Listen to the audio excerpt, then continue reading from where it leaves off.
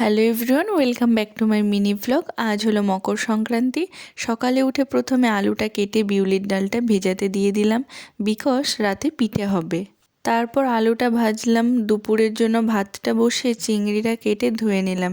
এখন সবজিগুলো কাটলাম। মাঝে তো ট্রেন ধরার জন্য এতটাই তাড়াতে ছিলাম, ভিডিওই করা হয়নি। তো আমি এখন চলে এসেছি সোনারপুরে, কারণ এখানে আমি একটা কোর্স করছি অনেক কম খরচে, বড় বড় কোম্পানিতে জব দেয়। তো বাড়িতে চলে আসলাম। বাড়িতে এসে দেখি পিসিমণি আর বোন নারকেল কুটছে, সরু চাকলির জন্য ব্যাটার গুলছে। পাশের বাড়ির জেঠিমা এসে দিয়ে গেল দুধ পুলি। আজ দুপুরে যেহেতু ভাত খাওয়া হয়নি, তাই সন্ধ্যায় খেলাম ভাত, চচ্চড়ি, চিংড়ির ঝোল। বোন এখানে রসবড়া করছে। এবার আমিও পিঠে করতে বসে পড়লাম।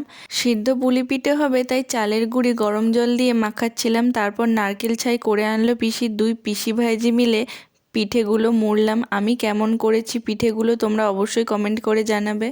আর বোন এখানে একদম পাতলা পাতলা সরু চাকলিগুলো করছিল, খুবই নরম আর সফট হয়েছিল। তাই গুড় দিয়ে গরম গরম একটা সরু চাকলি খেলাম। এখানে সিদ্ধ পুলি পিঠে হয়ে গেছে, তারপর আরও বানাচ্ছিলাম। এবছর তেমন একটা নানা রকম পিঠে করা হয়নি। আমরা সবাই এইটুকুই কমপ্লিট করতে পেরেছি। ভিডিওটা ভালো লাগলে চ্যানেলটা সাবস্ক্রাইব করবে। বাই।